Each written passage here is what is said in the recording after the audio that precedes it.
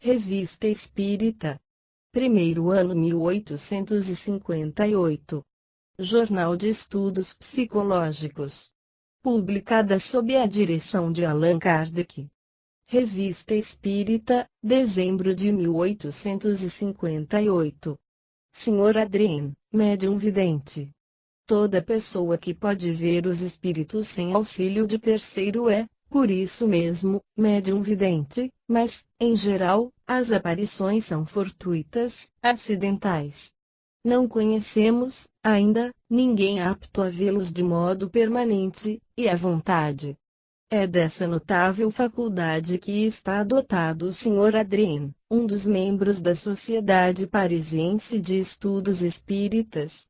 Ele é, ao mesmo tempo, médium vidente, escrevente, audiente sensitivo.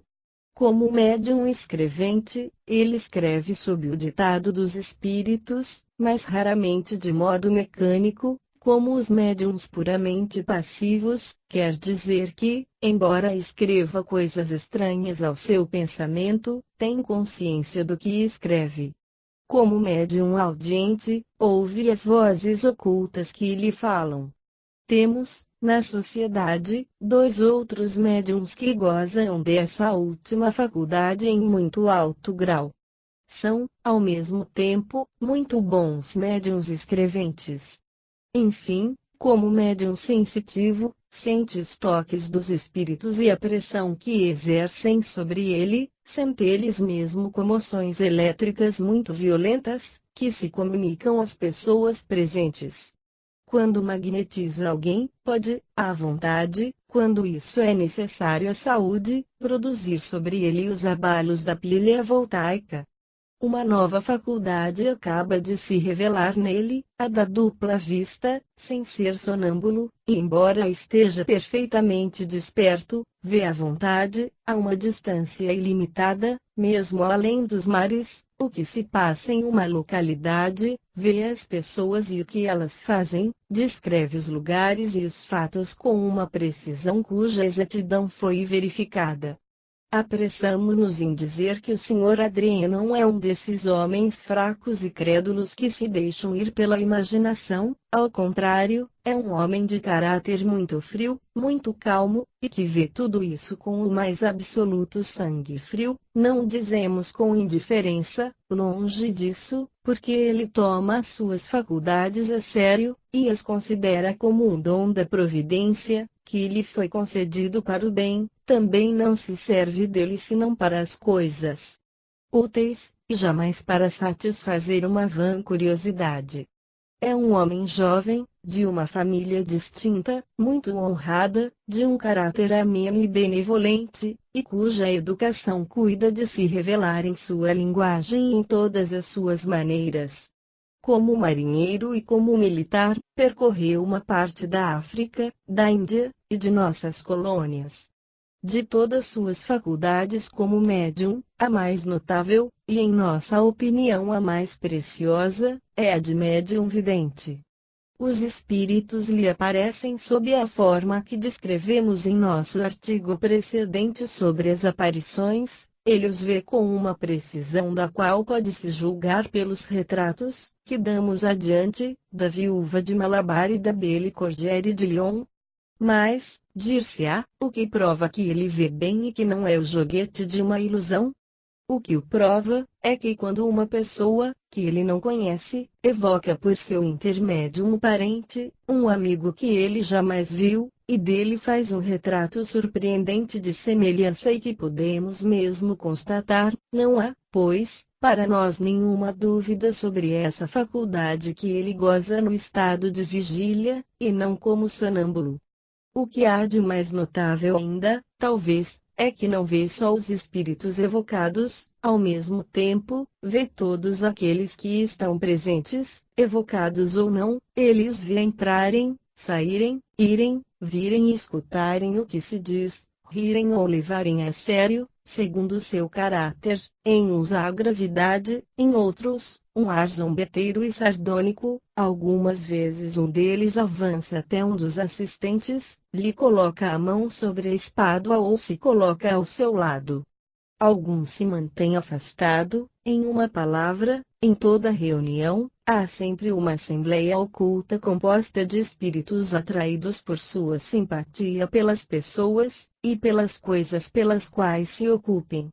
Nas ruas vê uma multidão, porque além dos espíritos familiares que acompanham seus protegidos, há ali, como entre nós, a massa dos indiferentes e dos vadios. Em sua casa, disse-nos, não está jamais só, e não se entedia nunca, tem sempre uma sociedade com a qual ele conversa. Sua faculdade se estende não somente aos espíritos dos mortos, mas aos dos vivos. Quando vê uma pessoa, pode fazer a abstração do corpo, então o espírito lhe aparece como se estivesse separado dele, e pode conversar com ele. Em uma criança, por exemplo, pode ver o espírito que está encarnado nela, apreciar a sua natureza, e saber o que era antes de sua encarnação.